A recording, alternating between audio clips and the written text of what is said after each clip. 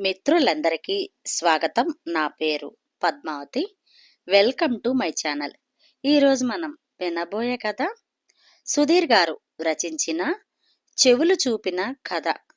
ఒక చక్కటి కథని వినేద్దామండి. చల్లటి ప్రదేశం, సాయంకాల సమయం. ఒక 25 ఏళ్ల కుర్రాడు అలా పెరట్లో బల్ల మీద వాలి కనులు మూయగా చుట్టుపక్కల జరుగు సంభాషణ ధ్వనులు అతని చెవులను చేరగా అతని ఊహాలోకపు తెరలు లేచాయి. గజిబిజి మాటల పలుకులు.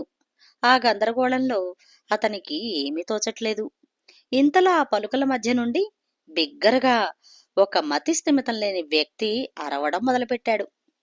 చిలకను గురిపెట్టినప్పుడు అర్జునుడి కళ్ళు చిలక కంటికి ఏకాగ్రత వహించినట్లు ఇతని చెవులు మతి స్థిమితం లేని వ్యక్తి మాటలకి ఏకాగ్రత వహించాయి. బహుశా ప్రేమ విఫలుడు అనుకుంటా. మొదలు పెట్టడమే మగవ పేరు తలవడంతో మొదలుపెట్టాడు. అనన్య గుర్తుందా?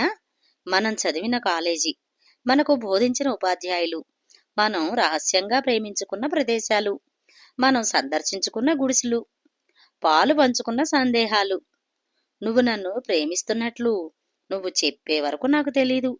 నిజానికి నువ్వు నా జీవితంలోకి వచ్చాకే అమ్మాయిలను గౌరవించటం మొదలుపెట్టాను. నువ్వు లేకుండా నేను బ్రతకలేను, నువ్వే నా ప్రాణం అని చెప్తూ ఉంటే మా అమ్మలా ప్రేమించే అమ్మాయి దొరికిందన్న భావనతో పొంగిపోయేవాడిని నేను. కానీ ఇప్పుడు అవంతా అబద్ధపు మాటలని తెలుసుకొని కృంగిపోతున్నా. నాలో ఏ చెడు అలవాటు లేని గుణాన్ని చూసి ప్రేమించావో నువ్వు వదిలి వెళ్ళిపోయిన తర్వాత అదే గుణం అవగుణంగా మారిపోయిందా?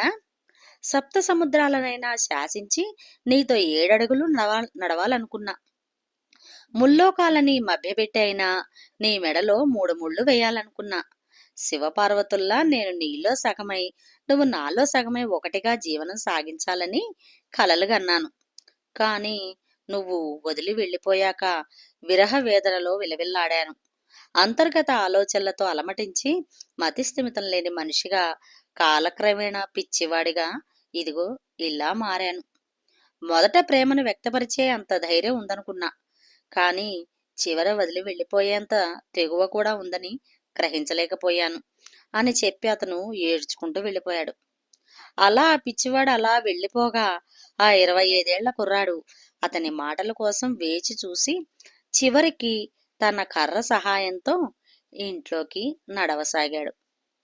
ఇంతటితో ఈ కథ సమాప్తం. ఈ కథ కనుక మీకు నచ్చినట్లయితే షేర్ చేసి, లైక్ చేసి, సబ్స్క్రైబ్ చేసి నన్ను ఎంకరేజ్ చేయండి. మరొక మంచి కథలో మళ్ళీ కలుస్తాను. Thank you. నమస్తే.